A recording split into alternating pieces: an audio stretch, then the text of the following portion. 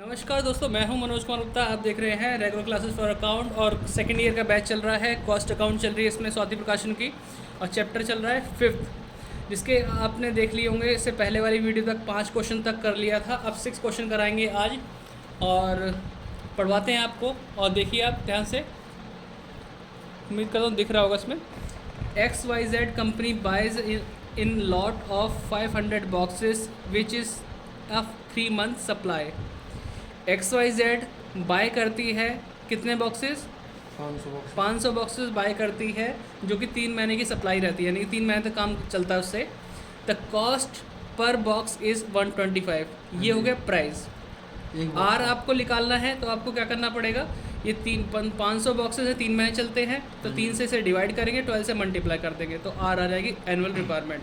क्योंकि 500 बॉक्स आपके per month के नहीं हैं, 3 महीने तक के लिए चलते हैं, तो 3 से डिवाइड करेंगे, 1 महीने का आ जाएगा, और इनटू कर देंगे हम किससे, 12 से, तो हमारा साल भर का ज़रूरत पता चल जाएगी। ये कॉस्ट पर बॉक्स दे रखा है, ये 125 है, यानी कि सी मतलब सिर्फ प्राइस है, परचेज प्राइस बोलते से। ऑर्डरिंग कॉस्ट में दे रखी 150, यानी CP हो गई ordering cost. The inventory carrying cost कितनी दे रखी, 20% of unit value. Unit value वही परचेज प्राइस का 20% निकालना है, तो CH हो जाएगा। फिर हमसे बोला गया what is the total amount total annual cost of existing inventory policy. Existing inventory policy का मतलब है जो वर्तमान में इस समय आप काम कर रहे हो, उसके हिसाब से TIC क्या होगी। वर्तमान के हिसाब से आप एक बार में कितना मंगाते हो, 500 यूनिट। क्या महीने तक चलता है सामान? 3 महीने तक। तो ये Q0 मान के आपको सॉल्व कर देना है। फिर बोलता how much money could be saved by employing the economic order quantity. EOQ का यूज़ करने लगो तो आप कितने रुपए बचा लोगे। जैसा कि हमने पिछले क्वेश्चन में किया था, वैसे ही सेम इसी मेथड से है। तो इसके जैसे 2-3 क्वेश्चन दे रखे हैं जो सेम इसी मेथड वाले क्वेश्चन है, तो उसे करना है, ठीक है। तो 6 क्वेश्चन करके दिखाते हैं बेटा। अगर क्वेश्चन समझ में आ गया, आपका बुक है तो आप उसे भी कर सकते हैं।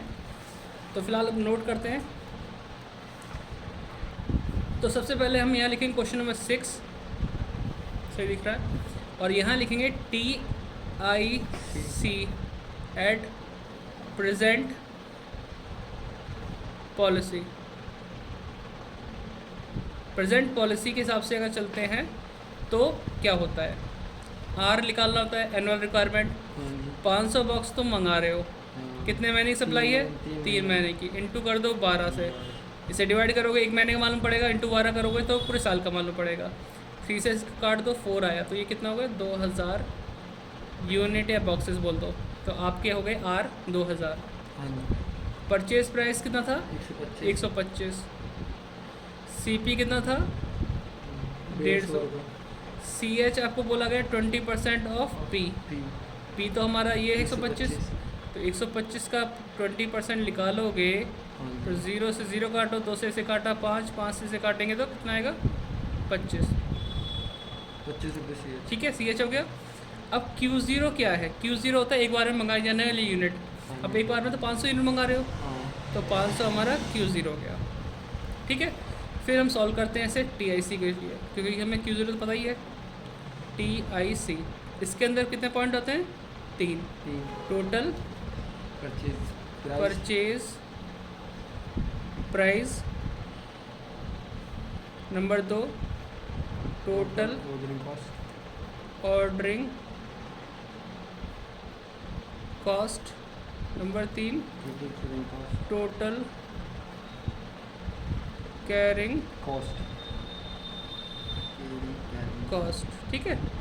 तो यहाँ पे आएगा R into P, R upon Q0 into CP, और Q0/2 इंटू CH, ठीक है। ये हो गया। वैल्यू पुटअप करना है।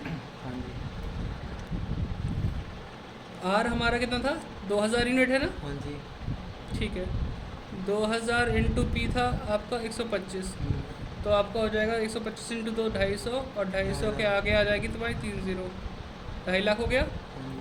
अब R वही लिखना, 2000 अपॉन Q0 500 इंटू CP कितनी है, 150, हाँ।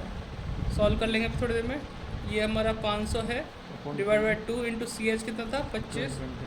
सॉल्व करते हैं, 2000 डिवाइड बाई 500 इंटू 150, यानी कि 600 के आसपास हो जाएगा, 600 और फिर यहाँ करते हैं 500 डिवाइड बाई 2 इंटू 25 6250। देखो सेम तो नहीं आई ये दोनों, लेकिन ई ओ क्यू से करते तो सेम आती है, मतलब दोनों चीज़ें ये दोनों सेम आती हैं। प्लस कर देते हैं 600, प्लस कर देते हैं 2.5 लाख, 2,62,250। आगे 2 लाख कितना, 2,56,000 है क्या बेटा? नहीं, हाँ, 600 है ना? 600 है ये हो गया, ठीक है। बाकी 2.5 लाख है, 2,56,600। 850 ये हो 600 और ये 200 800 हाँ जी, इस तरीके से। तो टीआईसी तो हमारी आ गई। ये कौन सी पॉलिसी पे आई है? ये आई है हमारी TIC। प्रेजेंट पॉलिसी, जो हम अभी वर्तमान में यूज़ कर रहे हैं। अब हमें निकालने है ईओ क्यू। अब हमें यही चीज़ निकालनी है ईओ की पॉलिसी, तभी तो बता कर पाएंगे कि हमारा कैसे होगा मेथड। हाँ जी। तो ये फर्स्ट टाइम हमने सॉल्व कर लिया, अब सेकेंड टाइम करेंगे। तो अभी लिखेंगे TIC एट EOQ एक ही सेम ही होगा, एक ही फॉर्मूला बदलेगा, बस स्क्वायर रूट वाला हाँ हाँ, बस वही लग जाएगा, फिर हम फिर ये सेम करेंगे हम। वैल्यू अलग हाँ जी, बिल्कुल। अब देखो आर तो हम कैसे निकालें, सेम वही थी पुराने तरीके से, हाँ जी। क्योंकि हम एक बार में 500 यूनिट मंगा रहे हैं, 3 महीने की सप्लाई चलती है वो, और फिर डिवाइड 3 हो गया, मल्टीप्लाई 12 हो गया पूरे साल के निकालने के लिए। अगर ये 500 रुपये पर मंथ तो 500 यूनिट तो इंटू 12 करते हैं, हाँ। लेकिन 500 तो 3 महीने के लिए, 3 से डिवाइड करके सिंगल मंथ आ जाएगा, इंटू 12 कर देंगे, पूरे साल का आ गया। तो 2000 सेम वैसे आ जाएगा जैसे पहले था, ये 2000 आ गया। फिर हमारा पी आता है 125, CP हमारा 150 दे रखा है, CH हमारा निकालने के लिए 20% ऑफ P, और P हमारा कितना था 125 का 20%, तो ये हो गया हमारा 25। ठीक है, तो ये आप नोट डाउन कर लो यहाँ से यहाँ तक जो वीडियो देख रहे हैं इस समय। अब यह CH तक हो गया, अब आगे बढ़ते हैं। कर लिया होगा नोट डाउन, पॉज करके कर लेना, दोबारा वीडियो देख लेना रिपीट करके। तो ये हमारा हो गया CH तक, है ना। अब हमें निकालना EOQ। भाई अब इकोनॉमिक ऑर्डर क्वांटिटी वाली पॉलिसी आजमा रहे हैं, तो EOQ निकालना पड़ेगा। अब EOQ निकालने के लिए EOQ का फॉर्मूला पता होना चाहिए, √2 into R into CP upon CH। तो अब देखो 2 लिखा, इंटू R हमारा 2000, CP हमारा 150, CH हमारा 25, 125 हाँ प्राइस था परचेज प्राइस। तो अभी से सॉल्व करते हैं, 2 इंटू 2000 इंटू 150, ठीक है, डिवाइड बाई 25 करेंगे, 24,000 आ गया। 24,000 का रूट दबा दो, 154.92 मान लो। तो अप्रोक्सीमेट ऐसे करना हो तो कितना आएगा, 155 के आसपास आएगा। 50 से बड़ा, हाँ 50 से बड़ा है ना, तो अप्रोक्सीमेट मतलब राउंड ऑफ कर लिया। अब देखो वही करेंगे हम TIC, उसके लिए 3 पॉइंट होते हैं TIC के लिए। कौन कौन से 3 पॉइंट होते हैं? Purchase price, total purchase price, और into number 2 total ordering cost. अब इससे क्या होगा कि कभी कभी क्वेश्चन में सिर्फ ये ऑर्डरिंग कॉस्ट पूछ लेता है, तो तुम्हें पता होना चाहिए फॉर्मूला क्या लगता है, इसलिए सिंगल करा रहा हूँ। Total carrying cost, R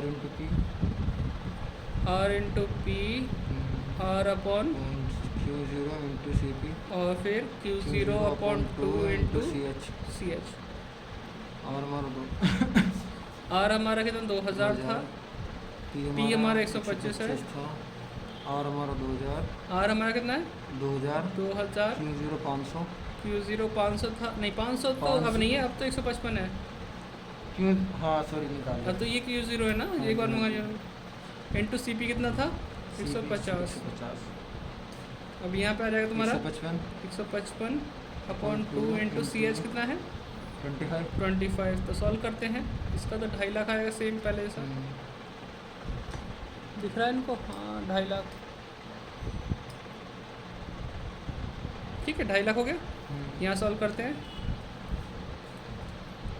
2000 divide by 155 into 150,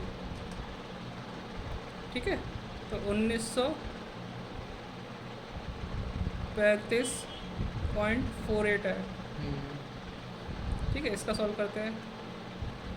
155 divide by 2 into 25 1937.5 जोड़ देते हैं 1935.48 और प्लस कर देते हैं 2.5 लाख।